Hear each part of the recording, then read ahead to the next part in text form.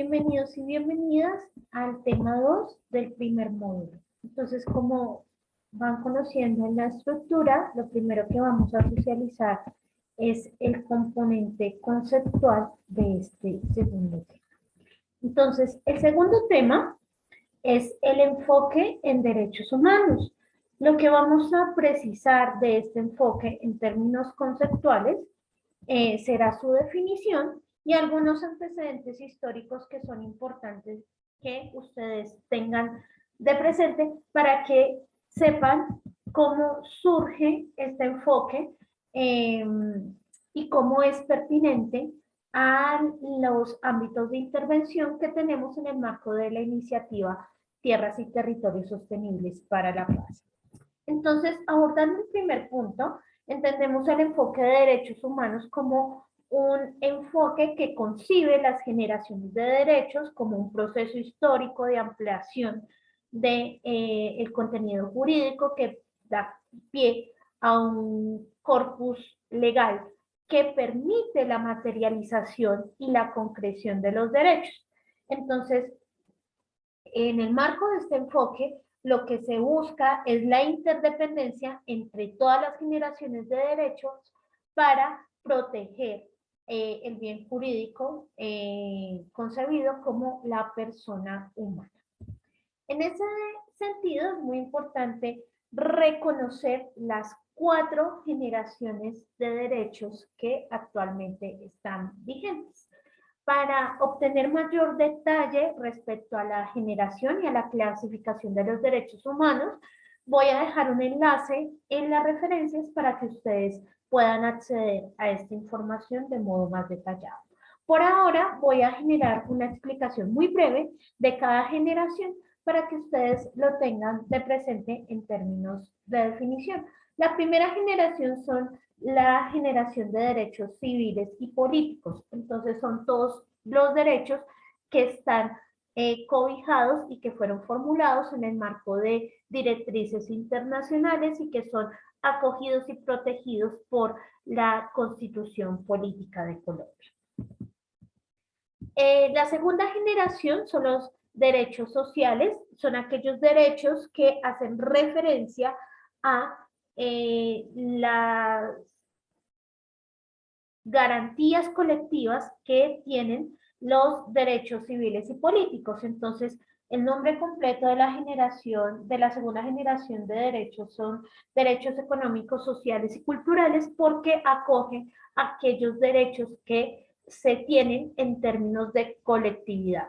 La tercera generación va o profundiza en la noción de colectividad y lo ampara en términos de solidaridad y los derechos que son universales.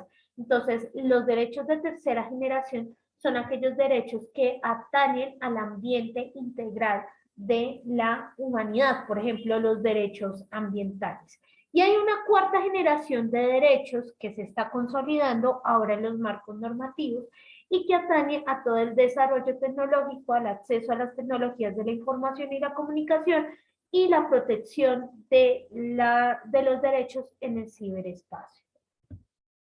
Partiendo de esta clasificación, entonces, todos los derechos de segunda y tercera generación son concebidos ahora como una garantía que permite el ejercicio pleno de los derechos de primera generación. Es decir, el acceso a los derechos de tercera y segunda generación son la materialización de los derechos de la primera generación. Entonces, en ese sentido, la interrelación de las generaciones permite una garantía extensa de los derechos individuales y de las personas que están por nacer. Es decir, tiene una noción de alcance ampliado el enfoque de derechos humanos. En ese sentido, es pertinente conocer las características que tiene este enfoque. Entonces, la primera y el eje medular, es decir, el corazón de este enfoque es la interdependencia. Ningún derecho de primera generación va a ser cubierto satisfactoriamente si no está concadenado o relacionado con los derechos de las generaciones posteriores. En ese sentido, la segunda característica es que el enfoque basado en derechos humanos es un proceso histórico de ampliación de las garantías de los derechos humanos. Entonces, vamos a partir de la consideración que los derechos humanos son el contenido y el enfoque en derechos humanos son el medio por el cual los derechos entran a ser interrelacionados para su efectivo cumplimiento. En ese sentido, se relaciona con la tercera característica y es la garantía de efectividad. La interrelación entre los derechos es lo que permite el alcance efectivo y eficaz de los derechos para los sujetos y las colectividades. En ese sentido, la cuarta característica es que este enfoque, el enfoque basado en derechos humanos, permite la concreción de acciones, sobre todo materializadas en las políticas públicas. Si leemos en detalle los planes de desarrollo que tienen los territorios a nivel territorial, es decir, el plan de desarrollo que tiene la nación, el que tiene el departamento, el que tiene el municipio, el que tiene las unidades de planeación zonal, en el caso de las urbanidades, o las unidades de planeación rural, en el caso de los ambientes rurales.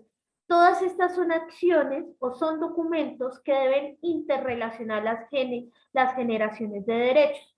Entonces, comprender cómo están categorizados los derechos me va a permitir a mí poder leer los planes de desarrollo y los documentos de política pública bajo ese filtro, mirando si las acciones están cobijando todas las generaciones de derechos humanos y si la interrelación que está proponiendo este documento público es suficiente para la garantía de efectividad, recoge el proceso histórico que han hecho los movimientos sociales y los movimientos legislativos y produce una interdependencia entre los derechos para ser efectivos y eficaces con acciones puntuales.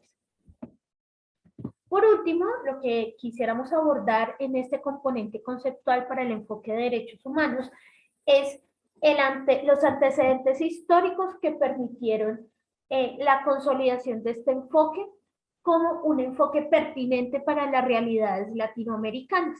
Entonces vamos a hacer un barrido súper rápido acerca de los 5 hitos que determinaron la creación de este enfoque. El primero de ellos está en el movimiento codificador que se dio en Europa a inicios del siglo XIX, que permitió la creación de los derechos humanos y la primera generación de derechos, y a partir de esta codificación poder empezar a codificar o a clasificar los derechos humanos en diferentes generaciones. El segundo hito histórico es la democratización de los países suramericanos. Allí, en términos históricos, se cuenta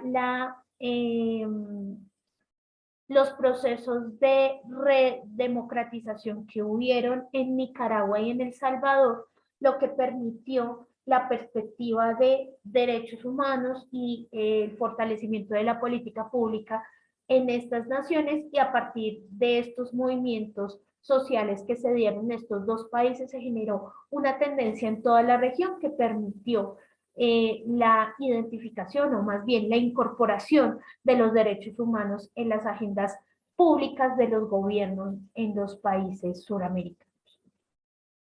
En el marco de estos procesos de redemocratización, también se dio el resurgimiento de corrientes neoliberales en términos de lo económico y neoconservadoras en términos de lo político. Ahondando en este detalle histórico, en la década de los 90, finales de los 80, empiezan a haber movimientos de apertura económica en muchos países de la región, lo que ocasionó la llegada, o más bien la agudización de las desigualdades sociales, políticas y económicas que ya tenían los países de la región, producto de los procesos de cierre a las democracias que hubieron a finales de los 60, 70 y primera mitad de los años 80 en varios países de la región. La llegada del neoliberalismo y la entrada de actitudes neoconservadoras a nivel político, lo que propició fue la agudización o más bien la generación de nuevos problemas en el seno de la sociedad contemporánea, tales como la aparición de las violencias de género como un problema, un fenómeno social que debe ser abordado por las políticas públicas, la agudización de los homicidios con carácter, o más bien basados en las violencias de género, lo que propiciaron la aparición de la ley en la normatividad de la categoría feminicidios, etcétera. Entonces empiezan a exacerbarse los problemas estructurales, los problemas sociales, económicos y culturales que ya tenía la región y empiezan a aparecer otros nuevos problemas dentro del seno de la sociedad contemporánea. Pero esto tiene una implicación positiva en términos de operalización de las políticas públicas, ya que permite la inserción y la conexión de los derechos humanos dentro de las políticas públicas. Es decir, las políticas públicas se ven en la obligación de interrelacionar las generaciones de derechos para mitigar o minimizar el impacto del neoliberalismo y el neoconservadurismo dentro de las dinámicas políticas y económicas de estos países. En términos normativos, en 1993, con la Declaración de Viena, se da una apertura o un nombramiento formal al enfoque de derechos humanos a nivel mundial. Entonces, estos son como los antecedentes históricos que atañen al nacimiento del enfoque basado en derechos humanos para la región. Recuerden revisar las referencias que socializamos. El texto que está aquí referenciado lo pueden encontrar dentro del material que está socializado en el tema 2. Y pueden encontrar en detalle las generaciones de derechos humanos visualizando esta presentación en general.